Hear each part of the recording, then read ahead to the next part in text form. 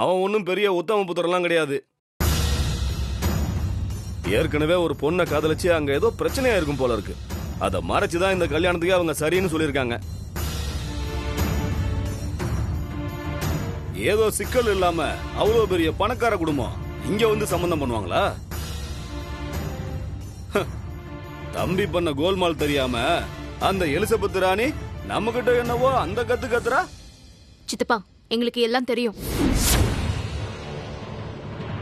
அரவிந்த் ஏற்கனவே ஒரு பொண்ணை லவ் பண்ணதும் எங்களுக்கு தெரியும். அது ஒண்ணும் பெரிய பிரச்சனை இல்லை. நீங்க ஒண்ணு கவலைப்பட வேண்டாம், அதை நாங்க பாத்துக்கிறோம். சரியா? நல்லா இருக்கு, ரொம்ப நல்லா இருக்கு. நேத்துக்கு அங்க அவ்வளவு பிரச்சனை நடக்கும்போது நீ வாயை மூடிட்டு சும்மா இருந்தியே, அப்பவே எனக்கு தெரியும். என்ன அசிங்கப்படுத்துறதே உங்களுக்கு வேலையா போச்சுல்ல? பார், நல்லதுக்குள்ள பாத்துக்கோ.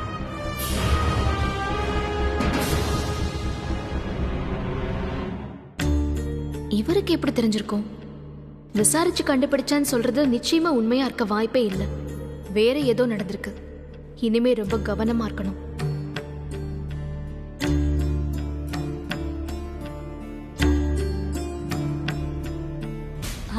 பாய்டி. சித்தப்பா, என்ன அதுக்குள்ள கிளம்பிட்டீங்க? நான் தான் போன் பேசிட்டு வரேன்னு சொன்னேன்ல. ஏமா, ஒரு பெரிய மனுஷன் பேசிக்கிட்டு இருக்கான்னு காது கொடுத்து கேட்காம நீ பாட்டுக்கு போன் வந்துச்சுன்னு எந்திரிச்சு வந்துட்ட. நீ போன் பேசிட்டு வர வரைக்கும் உட்கார்ந்துட்டு இருக்கிறதுக்கு எனக்கு என்ன வேலை வெட்டி இல்லைன்னு நினைச்சியா? இப்படியா மரியாதையை கெடுக்க கூடாதுன்னு தான் நான் யாருடைய விஷயத்தையும் தலையிடுறதே இல்ல. என் வழியை பார்த்து நான் பாட்டுக்கு போய்கிட்டே இருக்கேன். சாரி சித்தப்பா, ஒரு முக்கியமான போன் கால் உங்ககிட்ட சொல்லிட்டு தானே நான் வந்தேன். மனுஷங்களுக்கு அடுத்த மனுஷனை விட தன்னுடைய வாழ்க்கையை விட போன் தான் முக்கியமா போச்சுல்ல?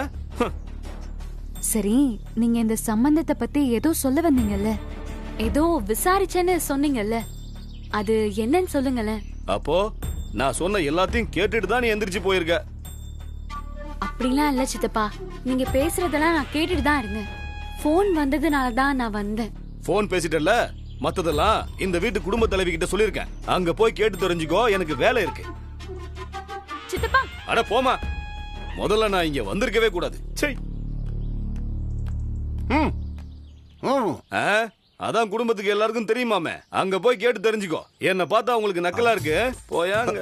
என்னாச்சு? ஒருவேளை இவருக்கும் உப்புமாவை போட்டிருப்பாங்களோ? என்னவா இருக்கும்?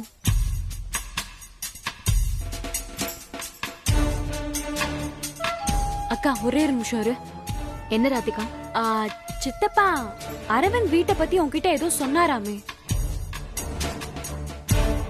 இப்ப இவ தெரிஞ்சுக்கிட்டு கேக்குறாளா இல்ல தெரியாம கேக்குறாளா? சொல்லுக்கா. அவங்க வீட்டை பத்தி ஏதோ விசாரிச்சேன்னு சொன்னாரு. என்னன்னு கேட்டா உன்கிட்ட கேட்க சொல்றாரு. அவர் சொன்னது இருக்கட்டும், நான் சொல்றத நீ கேக்குறியா? என்ன? இந்த கல்யாணம் நல்லபடியா நடக்கணும்னு நினைச்சேன்னா சித்தப்பா அத்தை இவங்கெல்லாம் சொல்ற எதையுமே கேட்க கூடாது. கேட்டாலும் நம்ப கூடாது. இத உன்கிட்ட மட்டும் இல்ல, வீட்ல எல்லார்கிட்டயும் சொல்லணும். சரி, எனக்கு ஆபீஸ்க்கு டைம் ஆச்சு, நான் கிளம்புறேன்.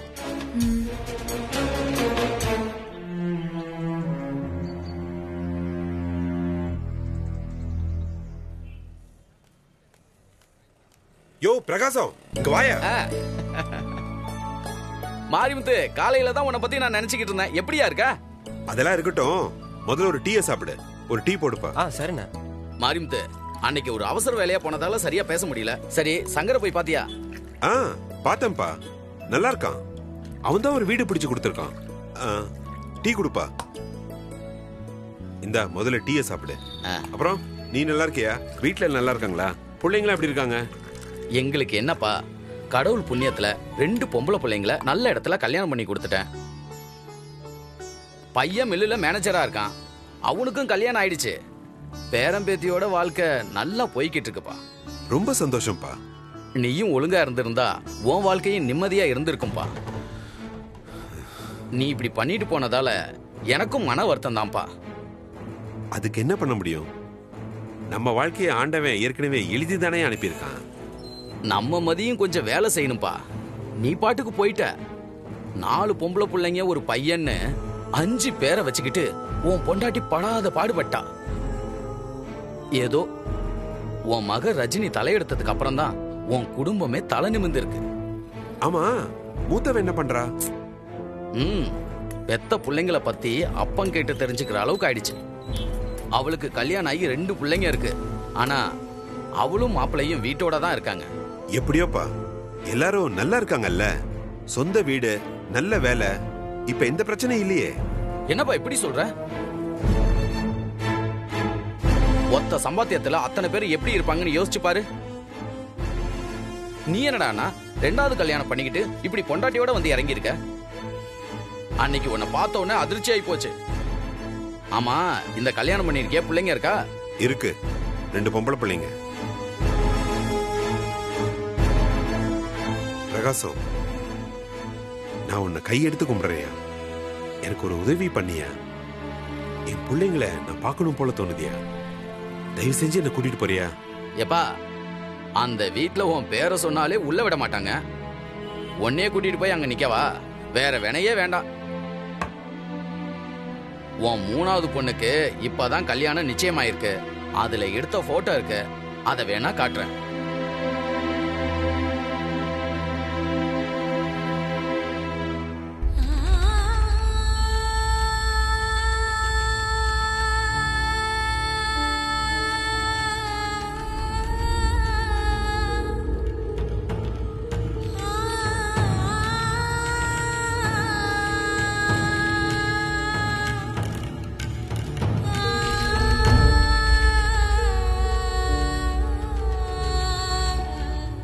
மணிமணியா பிள்ளைங்க, நீ மட்டும் அவங்க கூட இருந்திருந்தா உன்னை தாங்குன்னு தாங்கி இருப்பாங்க. அத நினைச்சாதான் எனக்கு மனசு ஆறவே மாட்டேங்குதுப்பா. சும்மா அதையே சொல்லிட்டு இருக்காதயா. அவங்க விதி அதுதான், என் விதி இதுதான். ஆமா, என் தம்பி எங்க இருக்கான்?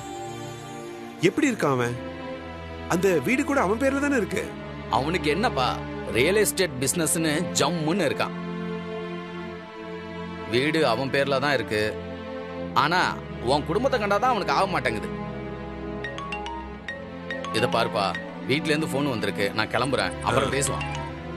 சொல்லுமா, வந்துகிட்டே இருக்கேன். நம்ம கடைசி பொண்ணுக்கு மட்டும்தான் நம்மள தெரியாது. அவகிட்ட தான் விசாரிக்க முடியும். சந்தேகம் வராம விசாரிக்கணும். பாப்போம்.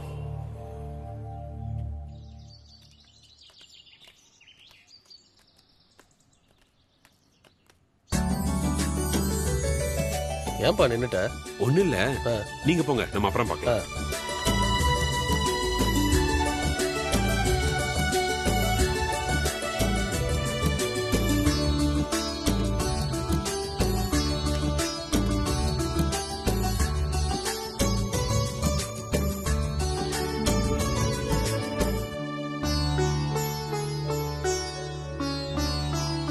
ரம்யாவோ திவ்யாவோ என்னமோ பேர் சொன்னானே. ஆமா, பேர் தெரிஞ்சா மட்டும் பேர் சொல்லி கூப்பிட முடியும்?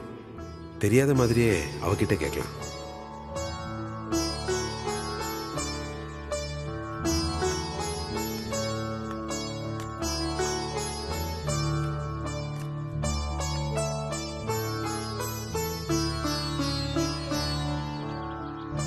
அம்மாடி, யார் நீங்க? என்ன வேணும்? ஐயோ பதட்டப்படாதம்மா, என் பொண்ணு இங்கதான் படிக்கிறா. நான் சும்மா காலார நடந்து போலான்னு வந்தேன். தண்ணி தாகமா இருந்துச்சு. தண்ணி எதுவும் வச்சிருக்கியாமா நீ? தண்ணியா? இல்லையே, நான் எடுத்துட்டு வரல.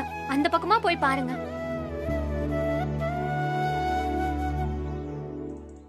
சரிம்மா, கால் வலிக்குது, 2 நிமிஷம் இப்படி உட்காந்துட்டு போறேனேம்மா.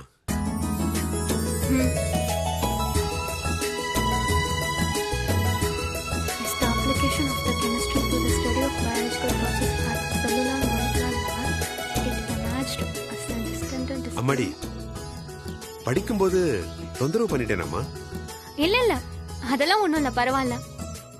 சரி சரிம்மா. ஏமா நீ வீட்ல படிக்காம காலேஜ்ல உட்காந்து படிக்கிற? எக்ஸாம் நடந்துட்டு இருக்கா. வீட்ல ஒரு பக்கம் டிவி, இன்னொரு பக்கம் அக்கா பசங்கன்னு படிக்கவே முடியாது. அம்மாவும் ஏதாச்சும் வேலை சொல்லிக்கிட்டே இருப்பாங்க. கொஞ்சம் ஃப்ரீயா படிக்கலாமேன்னு தான். உனக்கு அக்காலாம் இருக்காங்களாமா? ஓ, இருக்காங்களே. 1 2 இல்ல, 3 அக்கா, ஒரு அண்ணன், அப்புறம் நானு. ஓ, அப்ப பெரிய குடும்பம்னு சொல்லு. ம். பாவம், உங்க அப்பா தான் ரொம்ப கஷ்டப்படுவாரு, அப்படிதானே?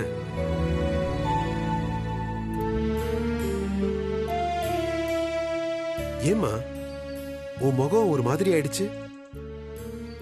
அவ்வளவு பெரிய குடும்பத்தை காப்பாத்துறது கஷ்டம்தானம்மா. ரொம்ப கஷ்டம்தான். ஆனா எங்க அப்பாக்கு எந்த கஷ்டமும் இல்ல. எல்லா கஷ்டமும் எங்க ரஜினி அக்காக்கு தான். அவதான் ரொம்ப பாவம். ஏமா உனக்கு அப்பா இல்லையா? என்னாச்சுமா? எங்க அப்பா ரொம்ப வருஷத்துக்கு முன்னாடியே எங்கேயோ ஓடி போயிட்டாரு. அவர் எப்படி இருப்பாருன்னு கூட எனக்கு தெரியாது. எங்க வீட்ல அவரை யாருக்குமே பிடிக்காது. அம்மா மட்டும்தான் அப்பப்போ அவரை நினைச்சு அழுவாங்க. அதுவும் ரஜினி அக்கா இல்லாதப்போ.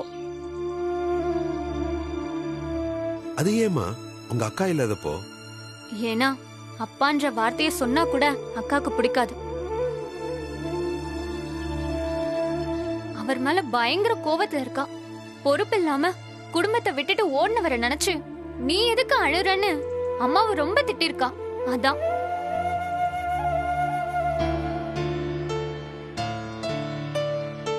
சரிம்மா, என்னைக்காச்சும் உங்க அப்பா வந்து நின்னாருன்னா?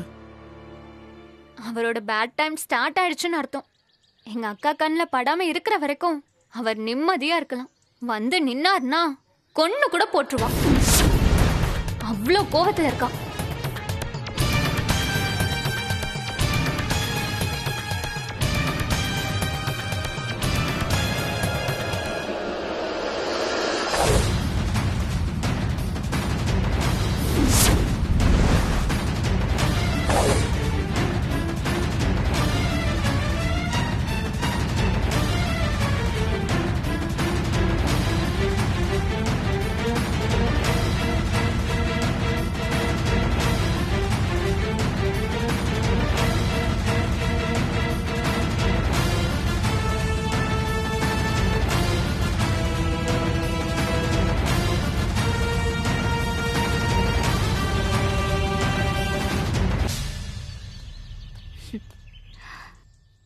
திவ்யா, ஆ? படிச்சிட்டியா? ம். சரி, வீட்டுக்கு போலாமா? ஆ.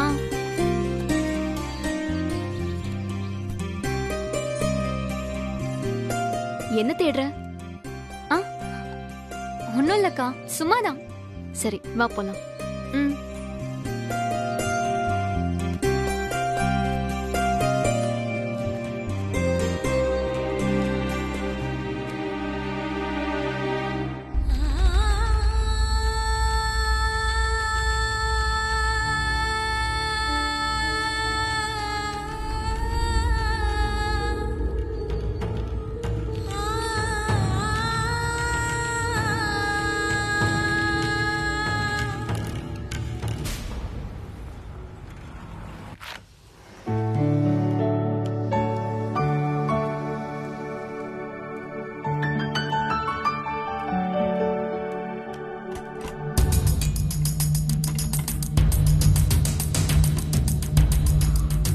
டோர் லாக் ஆயிருக்கு.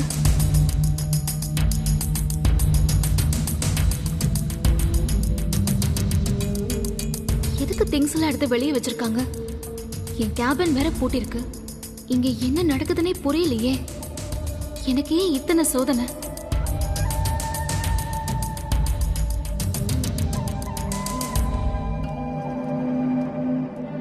Suja, good morning madam. Good morning. என்னோட திங்ஸ்லாம் ஏன் வெளியே இருக்கு? என்னோட கேபின் வேற பூட்டி வச்சிருக்காங்க. மேடம், என்ன எதுனால எனக்கு டீடைல் தெரியாது. ஆனா புது ஜிஎம் சொன்னார்னு உங்க திங்ஸ் எல்லாம் வெளியில வச்சு கேபினை பூட்டிட்டாங்க. உங்களுக்கும் அங்கதான் சீட்டுன்னு சொல்லிருக்காங்க. அப்போ ஜிஎம் இன்னைக்கு தான் வராரா? ஐயோ, மறந்தே போயிட்டேனே. அவர் கேபின்ல தான் இருக்காரா? ஆமா மேடம். ம்.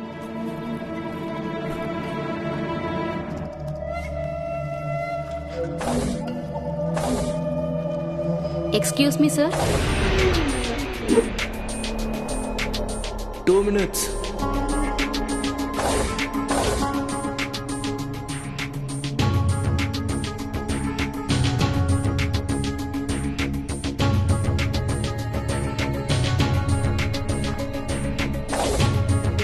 Sir Come in.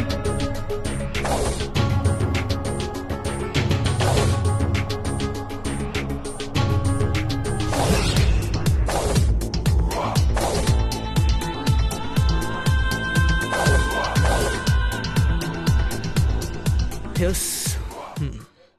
சார் என் பேரு ரஜினி. அச்சா, நீங்க தான் அந்த ரஜினியா? வந்த கொஞ்ச நேரத்திலே உங்க பேரை சொல்லி பயங்கர பில்டப் கொடுத்துட்டாங்க. Okay, what's the matter? Sir cabin lock பண்ணி என் திங்ஸ் எல்லாம் வெளியே எடுத்து வச்சிருக்காங்க. வெயிட். உங்க திங்ஸா? கம்பெனியோட திங்ஸ். நீங்க ஒர்க் பண்றதுக்காக கம்பெனி உங்களுக்கு கொடுத்த திங்ஸ் இல்லையா? அண்ட் ஒன் மோர் திங், உங்களுக்கு இனிமே கேபின் கிடையாது, சீட் அலாட் பண்ணிருப்பாங்க. போய் வேலையை பாருங்க. நீங்களும் மற்ற ஸ்டாஃப் மாதிரி தான். அப்போ உங்களுக்கு எதுக்கு செப்பரேட் கேபின்? அதுக்கு திருப்பி லைட்டு ஏசின்னு cost is the expense to the company. கிளைண்ட்ஸுக்கு தொந்தரவா இருக்க கூடாதுன்னு தான் ஆபீஸ்ல எனக்கு தனியா கேபின் கொடுத்திருக்காங்க. சரி, அதே ஆபீஸ் உங்களுக்கு கேபின் கொடுக்க மாட்டேன்னு சொன்னாங்கன்னு வச்சுக்கோங்களேன். கிளைண்ட்ஸ் வந்தா எப்படி பிஹேவ் பண்ணணும்னு தெரியாதவங்கள இந்த ஆபீஸ்ல வேலை செய்றவங்க எல்லாரும். சார் தப்பா நினைக்க வேண்டாம். என் வேலையோட பேசிக் என்னன்னு தெரிஞ்சுதான் எனக்கு கம்பெனில ஒரு கேபின் அலாட் பண்ணாங்க. நான் எதுவும் கேட்டு வாங்கல சார். இப்போவும் நான் அதே வேலையை தான் பாக்குறேன். ஏன் எனக்கு கேபின் கிடையாதுன்னு சொல்றீங்க? அதுக்கு சரியான காரணம் மட்டும் சொல்றீங்களா? லுக் ஹியர், இந்த ஆபீஸ்ல ஒரு சாதாரண எம்ப்ளாயி நீ. அப்படிப்பட்ட எம்ப்ளாயிக்கு என்ன மரியாதை கிடைக்கணுமோ அது நீங்க நடந்துக்கிறத பொறுத்து இருக்கு. அண்டர்ஸ்டாண்ட்? முதல்ல ஆபீஸ்க்கு டைமுக்கு வர பழகிக்கோங்க.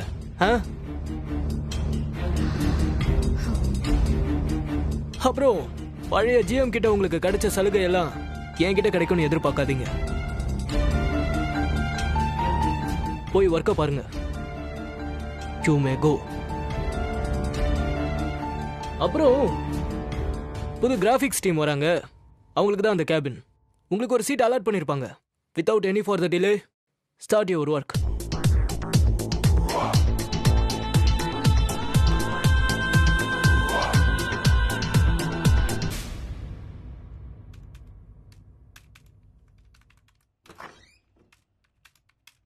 Sir excuse me. எஸ், வாங்க ரஜினி, சொல்லுங்க. சார் உங்களுக்கு ஒரு மெயில் அனுப்பியிருக்கேன், வந்திருக்கான்னு கொஞ்சம் செக் பண்றீங்களா ப்ளீஸ்? ஓகே ரஜினி, நான் செக் பண்றேன், உட்காருங்க. It's okay sir.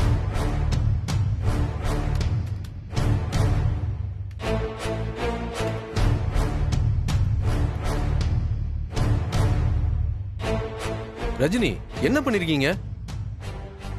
இந்த மெயில் தேவையில்லாம பண்ணல சார். நல்லா தெரிஞ்சு யோசிச்சு தான் அனுப்பியிருக்கேன்.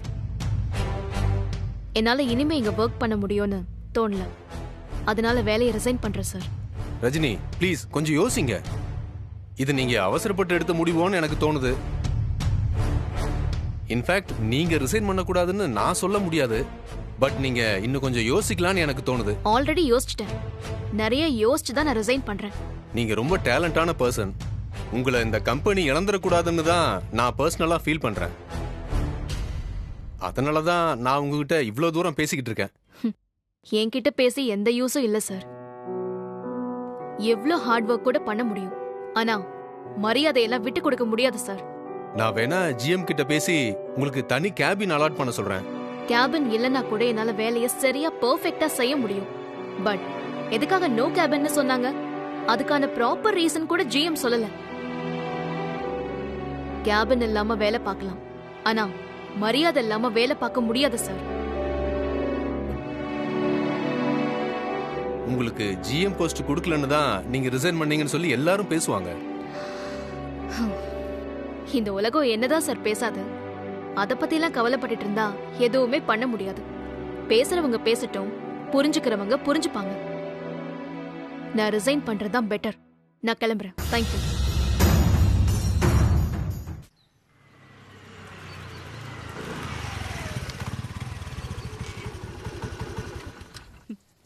ஏய் ரஜினி, என்ன ஆபீஸ் தானே போன, அதுக்குள்ள வந்துட்ட?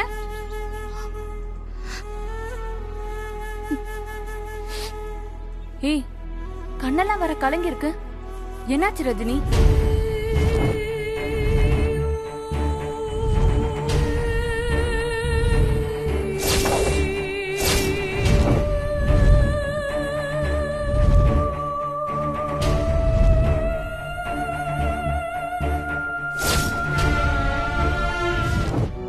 ஏய், யாரடி அவன்? இந்த கம்பெனிக்காக நீ ராத்திரி பகல் பார்க்காம இத்தனை வருஷம் வேலை பார்த்திருக்க. என்ன தெரியும் அவனுக்கு உன்னை பத்தி? இன்னைக்கு எங்க இருந்தோ வந்து உட்கார்ந்துகிட்டு இஷ்டத்துக்கு பண்ணுவானா அவன்? ஆபீஸ்ல எல்லாரும் பார்த்துட்டு சும்மாவா இருந்தாங்க? ஏய் வா, அவனை போய் என்னன்னு கேட்கலாம் வா. அனிதா, கைய விடு. அவன் பிஹேவ் பண்றத பார்த்தா இது ஒரு நாள்ல முடியற பிரச்சனை மாதிரி தெரியல. மரியாதையை விட்டு கொடுத்து தினம் தினம் சண்டை போட்டு அப்செட் ஆகி பாக்குற வேலையெல்லாம் சரியா வராது. அந்த கம்பெனிக்காக நீ என்னெல்லாம் பண்ணிருக்க? கொஞ்சம் கூட நன்றி இல்லாம இப்படி பண்றாங்க. வேலை இல்லாம இப்ப என்னடி பண்ணுவ?